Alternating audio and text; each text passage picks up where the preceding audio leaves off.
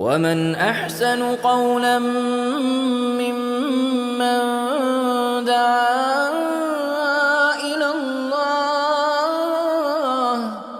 وعمل صالحا وقال إنني من المسلمين.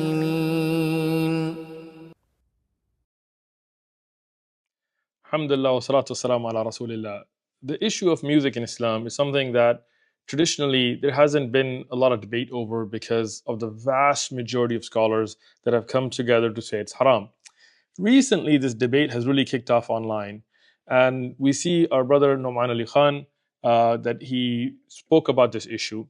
Now, before you guys all start getting in a big, hoo-ha about why are you talking about it online and why don't you speak to him on private, I did. Me and our brother Eddie from the Deen Show, when this issue was brought to us, we reached out to Nouman Ali Khan, and in a way to do it with nasiha, privately, we set up a WhatsApp group. As you can see the picture on your screen, this is June 20th, 2023. So that means more than a year and a half ago. And we invited him and he joined the group, and he said he wanted to bring some experts. So he brought two more people in who I don't know personally. One he said was a faqih, and one he said was a hadith scholar, to review the evidences. And all the evidences that I'm going to present to you, I presented to them in the group. The response was not academic. He decided to leave the group and say, you know what, I'm going to stick to my opinion. No response. So I gave him a year, and our brother Eddie from the Deen Show is a witness to this, that look, review the evidences. If you have evidences, show them to us and I'll change my view. But if you don't, then don't go around making videos and posting about why music's halal without understanding the issue from an academic perspective, and bring any experts you like. All of them left the group with no responses. So I waited a year. It's been a year and a half now. So now we're going to address the issue. Our brother Nouman Ali Khan, he said, I needed to understand the prohibition of music. I really wanted to grasp it. And there are several ahadith that talk about this issue. And the problem with me is I recognize the limit of my area of expertise. I am not a specialist in hadith by any stretch of the imagination. I'm a student of hadith for my own benefit, but I don't talk about it public. I don't lecture on it because that's not my area of expertise or my area of research. no, it's very important. You heard what he said. Again, I appreciate the fact that he recognizes his field of expertise, but then he goes on to do exactly what he said he doesn't do, which is talk about hadith, criticize hadith, which are in Bukhari. And again, so why would you do that if that's not your field of expertise? And to say that I spoke to a hadith scholar, but I can't mention his name, and he won't say it publicly, and this is just not valid. This is not the way Islamic academics work. He continues. My area of research is Quran. So my first question was, where is music talked about in Quran? Nowhere. It's not there. The one place where you can argue it might be there is Surah Luqman. وَمِنَ النَّاسِ مَنْ يَشْتَرِي لَهْوَ الْحَدِيثِ لِيُضِلَّ عَنْ سَبِيلِ اللَّهِ. Surah Luqman, among the people is someone who purchases vain speech to misguide others from the path of Allah. And the vain speech, lahwa al-hadith, the opinion, the famous opinion regarding it from Ibn Abbas is this is referring to music. So then the ayah would mean among the people is someone who purchases music. So now all of a sudden, this became a Quran studies issue, right? But Ibn Abbas radiallahu anhu has an opinion, and there are several other Sahaba who have several other opinions. And fun enough, the opinion of Ibn Abbas radiallahu anhu that's recorded in Ibn Kathir is not authentic. It's not authentic. The chain includes someone who's considered a drunkard. Now here's the problem.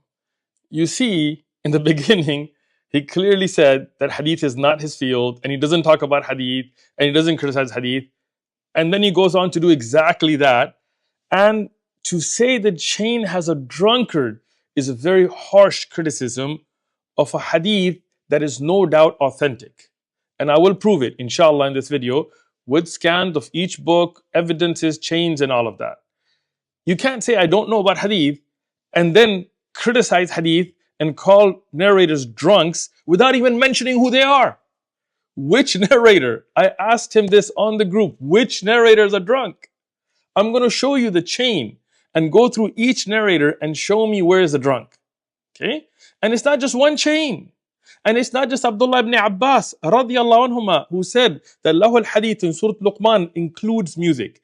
And if other Sahaba mention other things that would also be included in useless or vain talks, doesn't mean that music is not included. It's not a contradiction here.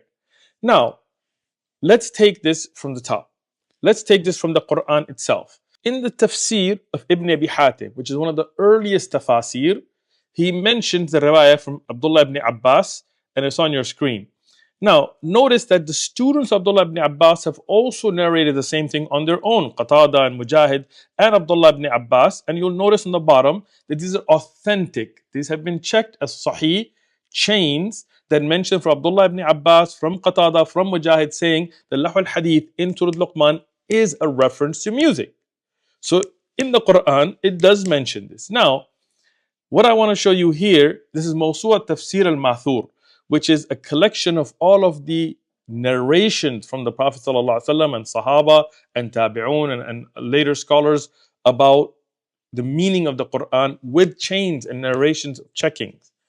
In it, not only through a single chain, now please look at this, from 6 independent chains from Sa'id ibn Jubair and other Abu Salih and other students, Atiyah and Mujahid and Dahak and other scholars who took this knowledge from Abdullah ibn Abbas, all of them with their own independent chains, they mention Abdullah ibn Abbas held this opinion.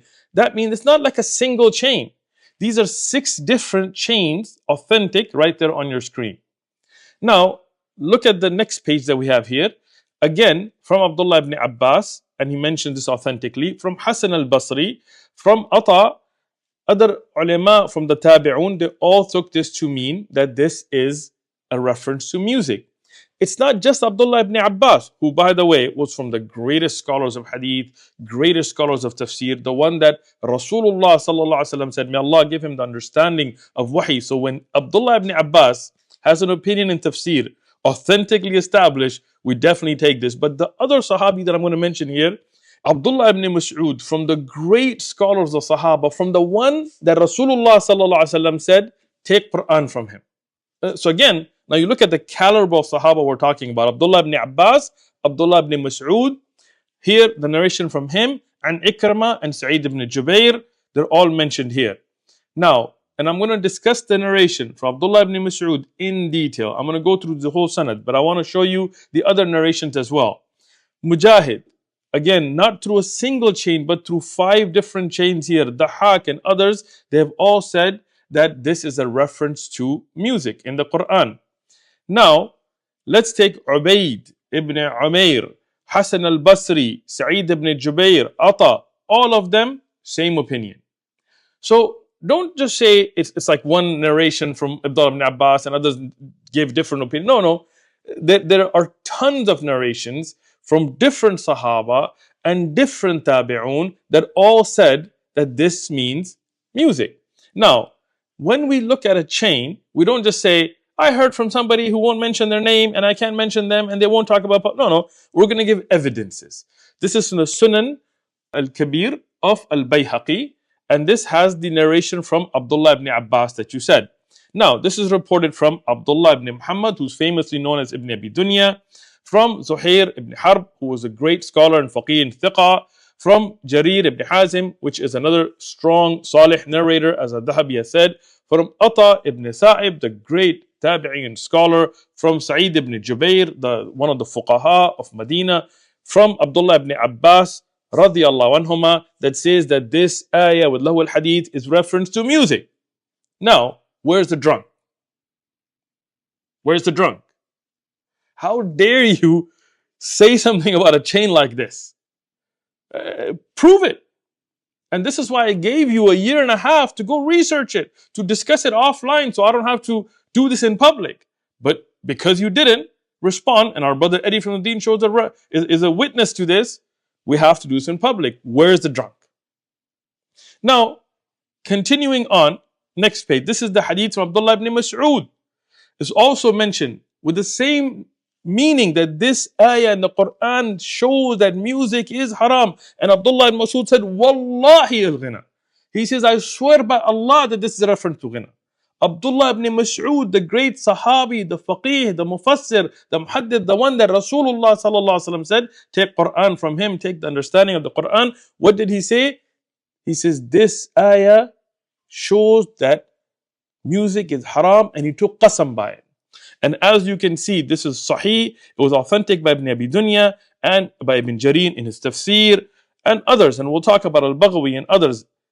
So now, when we look at the authenticity of ahadith, one of the greatest scholars in this field from the past, I'm not even getting to contemporary scholars, is Ibn Hajar Asqalani. The famous Ibn Hajar Asqalani has a famous takhrij book, a checking of hadith, talkhis, and here he says about the hadith Abdullah ibn Mas'ud, where Abdullah ibn Mas'ud takes qasam, which says, Wallah, this is ghina. He says, Bi-isnad al-sahih, it is authentic. Ibn Abi Shayba had reported it authentically. And then he says about this that Al-Hakim and Al-Bayhaqi all considered it to be sahih, as Ibn Hajar Asqalani does himself. In the Mustadrak of Al-Hakim, I've given out here the entire chain again. Now, I'm going to go through the entire chain again with you, okay? So know, is there any weak narrator in this hadith, any drunk in this, okay?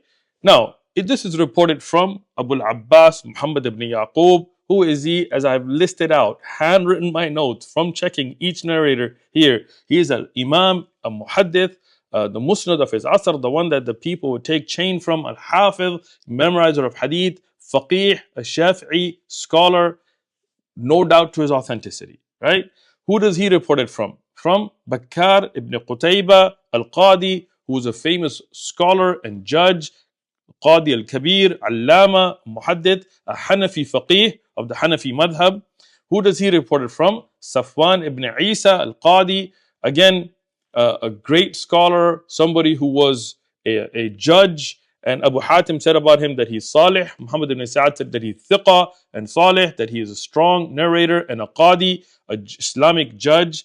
Who do they report it from? Humayd, Kharrat, and that is one of the great scholars of hadith as well. Ibn Abi Hatim said that Yahya bin Ma'in said about him that he is thiqa, that he is strong in hadith, and laysa bihi bas, there is no criticism of him. Now, if we continue, he's from Ammar, from Sa'id ibn Jubair, onwards, all reliable scholars of hadith, all the way to the tabi'un, from Abdullah ibn Mas'ud, who said that this ayah, wallahi, is referencing to music, and Al-Hakim also said that it's authentic, and Al-Dhahabi agreed with him. So, where's the drunk? Right? No doubt, not just through Abdullah ibn Abbas, but Abdullah ibn Mas'ud and other Sahaba and a great number of tabi'un authentically said that this ayah includes the tahrim, the haram of music. It is in the Quran. Now, are there hadith? Our brother Nouman Ali Khan said, Okay, there are these ahadith.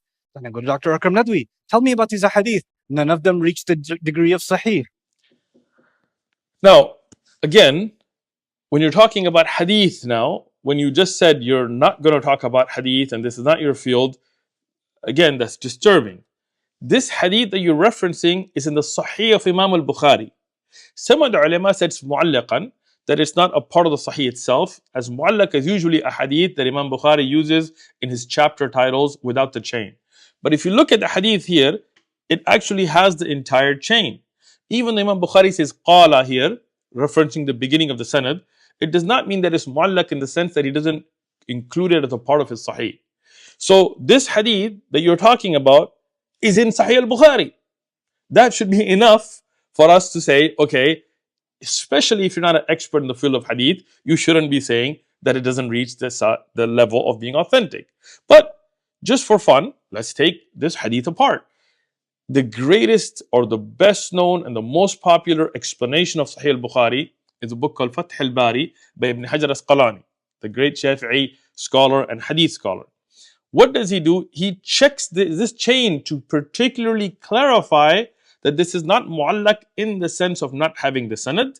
And even with its narrators that are there, he says that this hadith is hadith sahihan, it is authentic ala shart al-Bukhari, upon the the conditions of al-Bukhari. It meets the level of criteria of Imam Bukhari. And he says that again, and I've highlighted it twice on the page there. So what does it mean? No doubt, this hadith is sahih according to the conditions of Imam al-Bukhari in his sahih, as Ibn Hajar Asqalani has mentioned. Now, let's take some contemporary scholars. We've been taking the classic scholars. One of the best known scholars of hadith in our time, who has done an amazing work of rechecking and going over ahadith from the past, looking the opinions of different scholars, is Shaykh Albani. Well known, needs no introduction. In his Mawsu', collecting the hadith that he graded to be sahih, the hadith, this hadith is there. Obviously, it's in Bukhari. But he discusses it and he says this hadith is sahih. So Shaykh Albani thought it to be sahih. One of the greatest fuqaha of our time, scholars of fiqh and usul, Shaykh Ibn Uthman, in his book Sharh al-Mumti', as you have it scanned on your screen, what does he say? Al-hadith la shak fi sihhatihi. It is a hadith that there is no doubt to its authenticity. So Ibn Hajar Asqalani, Al-Hakim, Bayhaqi, later scholars like Shaykh Albani, Shaykh Ibn Uthaymin, all agreed that this hadith in Bukhari is sahih. And now you're coming out and saying that they don't reach the level of sahih? Even if you're convinced it's haram, is there enough scholarship? When I spoke to the Hanafi ulama, they're like, we have no issue with it. We have no issue with it. I went to traditional South Asian Hanafi ulama in private gatherings, no issues. They won't say it in public. Privately, they said no issues. Now, this is really disturbing. First thing, you won't mention who these ulama are. Secondly, you will say that these ulama themselves will not say this in public. So why are you mentioning this in public? If this is something private between you and them, then keep it private. And if they're ashamed to say this publicly, then there's something wrong. And just to say I've met Hanafi ulama or Shafi'i ulama or Maliki ulama doesn't tell us anything. The madhab is not just a particular scholar's opinion. Regarding this issue, there are ulama who have written entire works to say there is ijma', there is consensus that music is haram. Now, you could argue that point, that there is an ijma' and so on, but that's not even what I'm discussing here. When you talk about the madhahib, you have to reference the books of that madhab and the mu'tamad, the relied upon books of the madhab. Now, if you're going to say the Hanafi madhab and Shafi'i and Maliki and so on allow music, they don't say this is haram, then give us a reference from a book or name a scholar. You can't just say I met somebody somewhere and they won't even mention who they are and they won't mention it publicly and then quote it. Here, I'm going to show you. This is from Umar ibn Abdul Aziz. Umar ibn Abdul Aziz, the great Khalifa, the pious man who led the Ummah without a doubt. In his time, when some of the people started to allow music, what did he say? He said, you're openly allowing musical instruments and wind instruments is an innovation in Islam. He said, this is something that was never done before. And he criticized the people and condemned them for such a thing. From that early on, the Hanafi scholar Abu Layth as-Samarqandi, in more than one place, he says that the proofs, and I've scanned them, they're on your screen right there, the proofs of prohibition music, listening to singing, dancing, and all of that is from the kitab, from the Quran and the Sunnah, wal ijma' al-ummah. What does the great Hanafi scholars here say? That according to the consensus of the Muslim Ummah, this is haram. The great Maliki scholar Ibn Abdul Barr, in his Ilm wa Fadlihi, he mentioned that the study of music, entertainment is rejected and discarded according to all of the adherents of all of the divine religions based upon knowledge and faith. Not only of this Ummah, Al-Adyan, all of the different faiths, if you go to the true followers of those faiths, according to Ibn Abdul Barr al-Maliki, he says this is something that has been forbidden. Now, we'll continue. The great Shafi'i scholar Al-Baghawi, in his Sharh al-Sunnah, in his amazing work, he says scholars of Islam have come to an agreement of prohibition of wind instruments, instruments of entertainment, musical instruments, stringed instruments, that there is an agreement of the scholars of Islam that this is haram. Now, Ibn Hajar al-Haythami, not to be confused with Ibn Hajar Asqalani, Ibn Hajar al-Haythami, the Shafi'i faqih, the one that we go back to know the last verdicts in the Shafi'i madhab, he also says that by the consensus of the ummah, this is haram, as you can see. Now, the greatest scholars of the Hanbali madhab, the famous scholar Ibn Qudama, Muwaffaquddin, Ibn Qudama, Al-Maqdisi, Al-Hanbali, the one who wrote Al-Mughni, in Al-Mughni, right there on your screen, he shows that there is an agreement of this ummah that this is haram. I'm not just saying I met a scholar and I met him and he won't mention his name. That I'm giving you scans for each one from all the madahib. This is from Ibn Rajab al-Hanbali. In his explanation of Sahih al-Bukhari, he also says that by the consensus, ijma' of this ummah, listening to musical instruments is haram. By the ijma' of this ummah. Now, when we go to Al-Qurtubi, the great scholar of tafsir, he has Jami' al-Ahkam al-Quran, Al-Qurtubi. What does he say? He goes, with regards to flutes, stringed instruments, drums, there is no difference of scholarly opinion that it is haram to listen to them. These are scholars that are showing ijma' of this ummah. Now, what about the four madahib from the A'imma themselves? In Ruh al-Ma'ani, Al-Ulusi, the great scholar of tafsir, he talks about Abu Hanifa, and he is a Hanafi scholar himself. He said Abu Hanifa forbid listening to musical instruments, all types of trombones, drums, even the striking of sticks to make a musical sound. Abu Hanifa prohibited it. So don't tell me the Hanafis are fine with it. Abu Hanifa wasn't fine with it. And his madhab is not fine with it. Right? Now, Ibn al-Qayyim, in fact, he goes on, he wrote a whole book on this issue. He says the madhab of Abu Hanifa is the strictest in regards to this. And he comments that they are amongst the harshest, and his companions clearly stated that it is haram to listen to all musical instruments such as the flute, the drum, the tapping of a stick. They stated that it is a sin, which implies that the person is a fasiq, is a sinner or open sinner whose testimony should be rejected. And they went further than that, and they said that listening to music is fisq, is sinful, and enjoying it is kufr. This is a Hanafi madhab. I'm not saying that I take this opinion, but just to let you know that this is how strict the Hanafi madhab was on this issue that you're making light of today. Imam Shafi'i, in his own Al which his students collected, what does he say? He says music's haram. Imam Shafi'i. If you look at the Maliki opinion, as Ibn Abdul Barr has mentioned already, and the Hanbali opinion, which has been mentioned, as Ibn Jawzi, he mentioned that Imam Ahmad considered all music to be haram, except whatever there is an exception for, and we'll discuss that inshallah.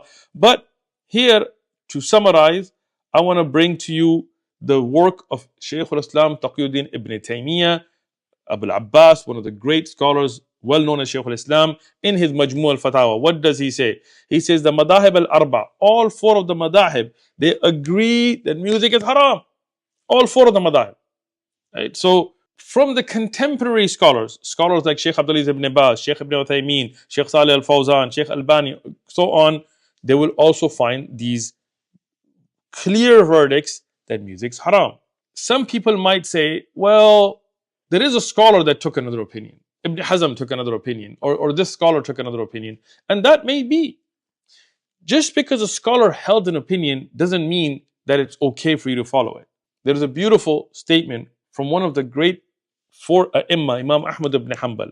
He said, if you took from the concession of every scholar or from the mistake of every scholar, you would gather together every source of evil. And I have this statement on your screen. What does that mean? We don't just say, oh, a particular scholar said it's okay, so it must be okay. No, we look at the evidences. The Quran clearly, as the Sahaba have explained, show music is haram. Sahih ahadith in the Sahih of Imam al-Bukhari that have been checked by Ibn Hajar and others clearly show music is haram. Many of the Sahaba have clear statements, as Ibn al-Qayyim has mentioned, that music, it grows hypocrisy in the heart. Having known all this, you can't just say, well, there is ikhtilaf on the issue. There is such a great scholarly consensus on this that you could even make an argument for ijma'. Now, I'm going to mention a couple of things where people make a kind of shubha, a doubt, to try to get away from this. They say, well, there is a hadith where Rasulullah sallallahu alaihi wasallam was sitting and little girls were playing the daf and he allowed it, so that means music's halal. No. We always have an am, a general rule, and a khas, a particular exception. For example, dhuhr is prayed 4. But if you're traveling, you pray it 2. But that's an exception to the rule for traveling, not for all times. You can't be sitting at home praying 2, saying, well, there's a hadith of Rasulullah prayed 2. Well, you have to look at the situation. This hadith, as reported in Al-Bukhari, from Aisha radiyallahu anha, mentioned that Rasulullah sallallahu alaihi wasallam came and he sat down, and there were little girls that were playing the duff, talking about one of the battles of Islam. The Prophet sallallahu alaihi wasallam turned his head. Abu Bakr radiyallahu anhu, he got upset. What did he say? He said the instruments of shaitan in the presence of Rasulullah sallallahu alaihi wasallam. Notice the first thing, the Sahaba understood musical instruments are instruments of shaitan. The Prophet ﷺ, he turned to him, he said, let them be, it's the day of Eid. He didn't say, no, they're not the instruments of shaitan. He didn't say they're halal. He just said, for this day, for these girls, let them play. So what does that mean? That the general rule is that these are instruments of shaitan that are haram. The exception to that rule is for the day of Eid, or as another hadith will mention about weddings and things, for girls to play the duff, only the duff, not guitars and all that, would be permissible. That's an exception. That is their hadith, and we accept that, as Imam Ahmad ibn Hanbal said as well. And this is supported by the hadith that Ibn Majah and At-Tirmidhi have mentioned from a reliable chain, where he says the difference between halal and haram, meaning talking about the weddings, is the one that is with the duff and sound, meaning that if you play the duff with the sound to announce the wedding, this is halal for that situation, not for all situations. So understanding this, when we look at from the earliest scholars, from the Sahaba and Tabi'un onwards, musical instruments in general are haram. No doubt to that. Now, are there exceptions to the rule? Yes. At times like Eid or weddings, if little girls sit and play the duff for a little enjoyment, there is nothing wrong with that. We can't translate that to mean that you're going to go throw on Metallica and throw on NWA and throw on these things and just listen to them and call it halal. No. You don't play with the religion. Now, there is another doubt people put forward. They say, well, music's everywhere. What do we got to do? Put corks in our ears when we're walking through a mall? No. There's a difference between hearing something that you don't intend to hear and something that you attentively go and listen to, right? Meaning that if you're going to go for a job interview and you're sitting in the lobby and there's music playing, you didn't go for that intention. And if you have no power to turn it off, then you are not held responsible for that which is out of your control. That's just something in the passing. And it being everywhere doesn't make it halal. Gossiping is everywhere. Lying is everywhere. Women dressed inappropriately is everywhere. Any mall you go to go buy clothes, or any shopping center you go to buy milk, you're going to have women that are not dressed appropriately and men that are not dressed appropriately. Does that mean that it's halal? No. You don't make that excuse. You do your best. If you go somewhere and there's a poster of a woman or a man not dressed appropriately, and you happen to see it because you walk in the store, that's not a sin on you. You look away. But that's different from you going and searching up a website and watching videos or something. Don't equate the two. The same with music. You go to a mall and there's music playing in the background. You go shop, do what you got to do, get out. That's not your sin.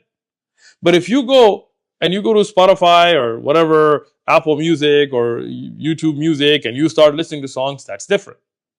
Now, the next shubha that I will deal with. A lot of people do listen to music. That is true. And that doesn't make you kafir. Like, we're not saying that this is an issue of kufr. But don't call it halal. If you have a personal weakness, sometimes maybe you're feeling down and you throw some blues on or, whatever. That's between you and Allah. People sin, they make mistakes. Make tawbah to Allah. Hopefully between salawat and the good deeds that you do will erase these bad deeds. But don't halalify it. Don't try to change the deen of Allah. Don't try to take away from the Quran. Don't weaken ahadith in al-Bukhari. This is important. We all have sins and mistakes. But to justify haram and call it halal, that's a line you shouldn't cross. أحسن قولا ممن دعا إلى الله وعمل صالحا وقال إنني من المسلمين.